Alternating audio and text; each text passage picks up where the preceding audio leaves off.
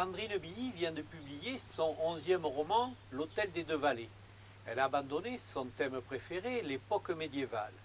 Les Pyrénées et le témoignage d'une vieille personne lui ont offert l'opportunité de raconter une histoire de solidarité humaine vécue durant un moment difficile où la France était envahie par les nazis. Un jour, j'ai rencontré un vieux monsieur qui a aujourd'hui 94 ans et qui m'a raconté son histoire. C'était un monsieur qui faisait passer les réfugiés d'alors en Espagne. Nous sommes dans les années 39, 40, avant que la France entière soit complètement occupée par l'armée allemande.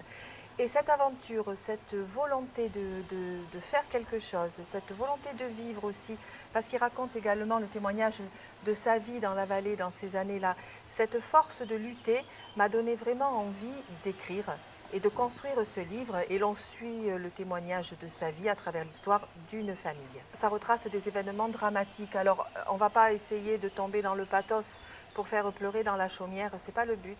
Le but est de savoir ce qui s'est vraiment passé quand, au détour d'une promenade, on trouve une pierre avec simplement quelques mots gravés en l'honneur d'un tel tombé sous les balles des nazis.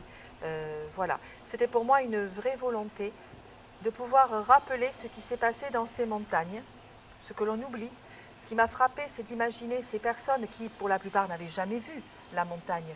Les congés de 36, c'était pas si loin que ça, on ne partait pas en vacances, et qui arrivaient devant ces immenses tas de pierres avec leurs pauvres chaussures, leurs pauvres manteaux, et qui ont défié mais toute résistance humaine pour passer en Espagne. Là aussi, c'était l'Espagne de tous les dangers, puisque l'Espagne de Franco, partir au Maroc, pour s'embarquer du Maroc, rejoindre le général de Gaulle. Je veux dire, c'est une épopée incroyable que ces personnes que ces gens ont vécu, grâce à l'aide de Berger, qui à un moment donné, ce vieux monsieur m'a dit juste une phrase qui m'a frappée. J'ai fait ce que j'avais à faire. Le témoignage que je reçois me conforte dans l'idée que, bon, ça va. Je leur ai quand même rendu hommage aussi. Il y en a un particulièrement émouvant pour vous. Oui. C'est notamment celui d'une dame que j'ai rencontrée dans la vallée d'Ossau. J'ai lu ses écrits, elle s'appelle Sandra Pasteur. Et elle m'a fait un retour en poésie, tellement qu'elle a été, je le pense, je l'espère, émue. Et donc elle a écrit un poème. Et donc, voilà, je vous laisse bien sûr l'écouter. L'hôtel des Deux Vallées. Sous le regard inquiet du pic du Midi d'Ossau, surveillé sans cesse par d'inquiétants oiseaux, des passeurs ossois s'organisèrent afin d'aider les réfugiés à passer la frontière.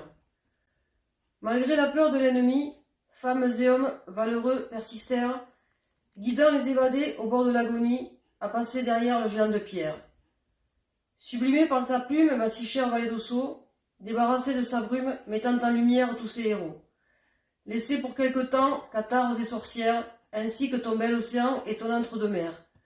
Merci infiniment Sandrine pour ton hôtel des Deux Vallées, théâtre de tragédie que l'on imagine dans ce lieu sublime qu'est le col du Pourtalais.